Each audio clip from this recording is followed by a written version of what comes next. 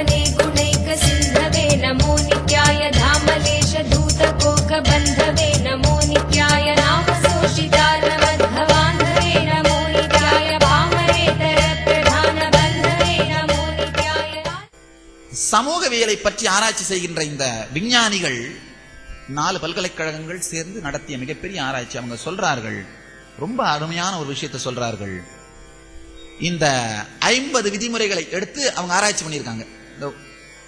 ஒரு மனைவியோடு வாழ்தல், இந்த மாதிரி நம்ம நாட்டில் இருக்கிற அடிப்படை நாடியாக இருக்கின்ற ஒரு 50 விதிமுறைகள் அதை எடுத்து பார்த்துட்டு அவங்க சொல்றார்கள், இந்த மாதிரியான ஒரு பர்ஃபெக்டான சோசியல் சிஸ்டத்தை கிரியேட் பண்றதுக்கு குறைந்தபட்சம் 5000 ஆண்டுகளாவது நம்முடைய ரிஷிகள் முன்னோர்கள் மனவியலை ஆராய்ச்சி செய்திருக்க வேண்டும்னு சொல்றார்கள்.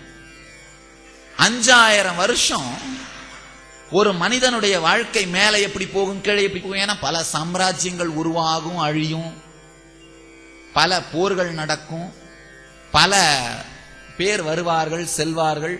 இது அத்தனைக்கும் நடுவுல ஒரு கலாச்சாரம் நிக்கணும்னா, ஒரு தர்மம் நிக்கணும்னா நம்ம தெரிஞ்சுக்க வேண்டிய ஒரு முக்கியமான விஷயம், உங்களுடைய மகனையோ மகளையோ 1/2 மணி நேரம் உங்களோட உட்கார்ந்து ஒரு பூஜையோ இல்ல தியானமோ பண்ண வைக்க முயற்சி பண்ணுங்க. அது எவ்வளவு கஷ்டம்னு தெரியும்.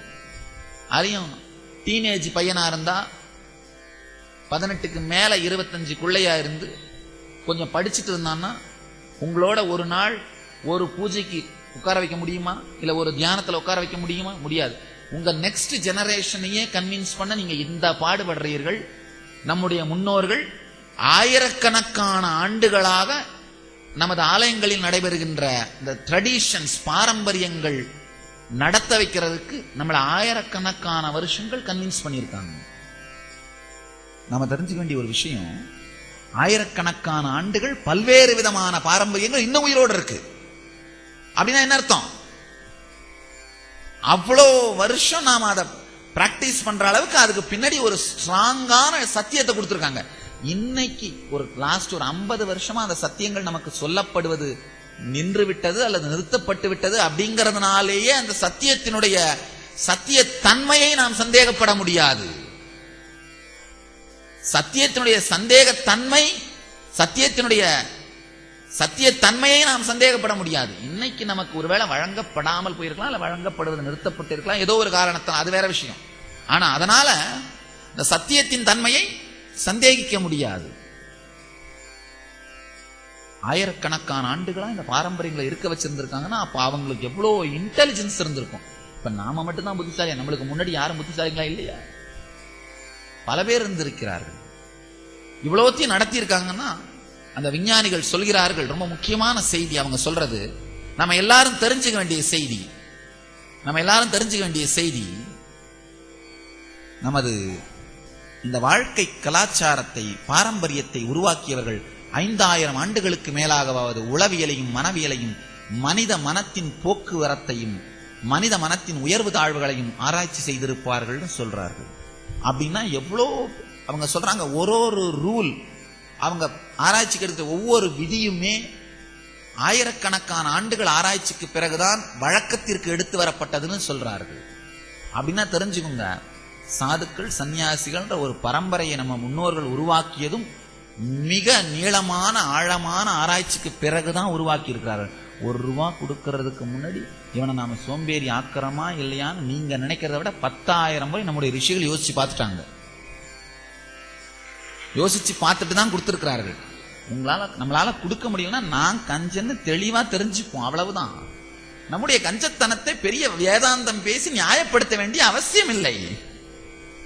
நம்முடைய கஞ்சத்தனத்தை வேதாந்தம் பேசி நியாயப்படுத்த வேண்டிய அவசியம் இல்லை, அவசியமே இல்லை. சாமி சொல்றது உண்டு,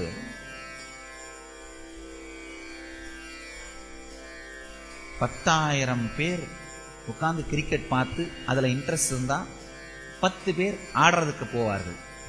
10 பேர் விளையாட போனா அதுல 2 பேர் ஜெயிச்சு டாப் லெவலுக்கு வருவார்கள். அந்த மாதிரி இப்ப 2 பேர் தானே டாப் லெவலுக்கு வர்றாங்க. 10,000 பேர் ஏன் கிரிக்கெட் விளையாடி டைம் வேஸ்ட் பண்ணணும்? அப்படின்னா முடியுமா? அதே மாதிரி 2 பேர் ஞானி ஆகிறது அப்படிங்கிறது 2 லட்சம் பேர் சன்னியாசி ஆகிறதுனாலதான். 2 லட்சம் பேர் சன்னியாசி ஆகிறதுனாலதான் 2 பேர் தேடி ஞானிகளாக மாறுகிறார்கள். அதனால தெரிஞ்சுக்கோங்க, ஒரு தென்னை மரம் வளரணும்னா 4 நாயை அடிச்சு புதைப்பார்கள். பார்த்திருக்கீங்களா? கிராமங்கள்ல 4 நாயை அடிச்சு மரத்துக்களை புதைப்பார்கள். அந்த மாதிரி 2 ஞானிகள் உருவாகணும்னா 10,000 பேர் வாழ்க்கையை தியாகம் பண்ணி சன்னியாசி ஆகணும். அப்பதான் முடியும்.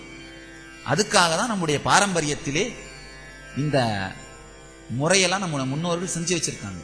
10,000 பேர் சன்னியாசியான அந்த ஓட்டத்துல தான் யாரோ 2 பேர் அதுல தேறி ஆழ்ந்து ஞானத்தை அடைகிறார்கள். ஞானத்தை அடைதல்ன்ற ஓட்டத்துல ஜெயிக்காதவர்கள் எல்லாருமே தவறு செய்தவர்கள் அர்த்தம் கிடையாது. முயற்சி செய்தவர்கள், தவறு செய்தவர்கள் அல்ல, முயற்சி செய்தவர்கள். யாரோ ஒரு சன்னியாசி எடுக்கிற பிச்சை பணத்துல ஒரு 2 ரூபாய்க்கு பீடி குடிச்சிடறாருன்றதுக்காக, இல்ல யாரோ ஒரு சன்னியாசி ஏதோ ஒரு மூலையில ஏதோ ஒரு தவறு பண்றாருன்றதுக்காக இந்த வம்சத்தையோ இந்த பரம்பரையோ இந்த பாரம்பரியத்தையுமே குறை சொல்ல முடியாது, குறை சொல்லவே முடியாது. இது ஒரு மிகப்பெரிய ஞானத்தையும் நமது நாட்டின் கலாச்சாரத்தையும் உயிரோடு வைத்திருப்பதற்காக உருவாக்கப்பட்ட பாரம்பரியம். இந்த ப்ரொடியூசரை பத்தி சொல்லிட்டு இருந்தேன், அப்படியே சன்னியாசிகளை பத்தி சொல்ல ஆரம்பிச்சேன். இந்த ப்ரொடியூசரை பத்தி சொல்லும் பொழுது சொல்லிட்டு இருந்த நம்முடைய கனவுகள் அதிகமாகி போகும் பொழுது யார் வேண்டுமானாலும் நமக்கு முன்னாலே நம்முடைய கனவுகளை பூர்த்தி செய்வது போன்ற ஒரு பாவனையையும் பிரமையையும் உருவாக்கி நம்மை அவர்கள் நினைப்பதுபடி செய்ய வைக்க முடியும். உண்மையில பாத்தீங்கன்னா பேசுறதுனால நம்ம தரத்தை உயர்த்திக்கலாம், இல்ல அவங்க தரத்தையும் உயர்த்தலாம்.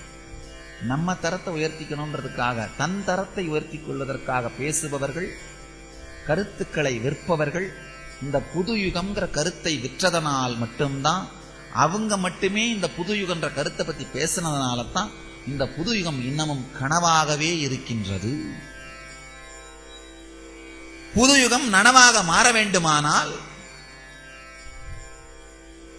புது யுகம் நனவா இந்த புது யுகம் அப்படிங்கிறது நனவா மாறணும்னா நாம செய்ய வேண்டியது பெருசா ஒண்ணும் இல்ல, செய்யாம இருக்க வேண்டியதுதான் சிலது இருக்கு. செய்ய வேண்டியது ஒன்றும் பெருசா இல்ல, செய்யாம இருக்க வேண்டியது சிலது இருக்கு. புது யுகம் நனவாக மாற வேண்டுமானால், புது யுகம் நனவா இந்த புது யுகம் அப்படிங்கிறது நனவா மாறணும்னா நாம செய்ய வேண்டியது பெருசா ஒண்ணும் இல்ல, செய்யாம இருக்க வேண்டியதுதான் சிலது இருக்கு.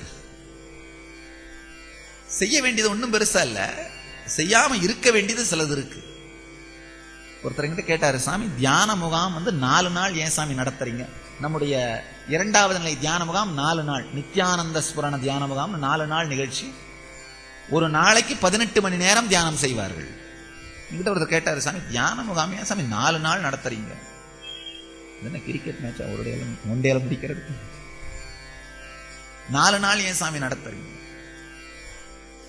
அதை விட அவர் ஒண்ணு, எங்களுக்கு வேலை இருக்கு. அப்ப வேலை இல்லாதவங்க தியானம் பண்ணிட்டு இருக்கோமா? உங்களுக்கு மட்டும்தான் வேலை இருக்கு, எங்களுக்கு எல்லாம் வேலை இல்லைன்னு அர்த்தமா? இந்த 4 நாளா இல்லாம ஒரு நாளா மாத்தக்கூடாதா? தியானம் கத்து கொடுக்கறது போய் எதுக்கு 4 நாள்? ஒரு நாள்ல சொல்லி கொடுத்துட முடியாதா கேட்டாரு. நான் சொன்னேன், தியானம் கத்து கொடுக்கறதுக்கு எனக்கு 2 நிமிஷம் போதும். தியானம்னா என்ன? சாட்சியாக இரு, முடிஞ்சு போச்சு. ஆனா தியானம்ன்ற பேர்ல நீங்க பல விஷயங்களை நினைச்சிட்டீங்க, அதெல்லாம் கிளியர் பண்றதுக்கு தான் எனக்கு 4 நாள் வேணும். எதெல்லாம் தியானம் இல்லைன்னு சொல்லி கொடுக்கத்தான் 4 நாள் வேணுமே தவிர, தியானம் எதுன்னு சொல்லி கொடுக்க 1 நிமிஷம் போதும். எது தியானம்னு சொல்வதற்கு 1 நிமிடம் போதும். எதெல்லாம் தியானம் இல்லைன்னு சொல்றதுக்கு தான் 4 நாள் வேணும். அது மாதிரி புதுயுகம் பிறக்கணும்னா நம்ம செய்ய வேண்டியது ஒன்றும் பெருசா இல்லை, செய்யாம இருக்க வேண்டியதுதான் சிலது இருக்கு.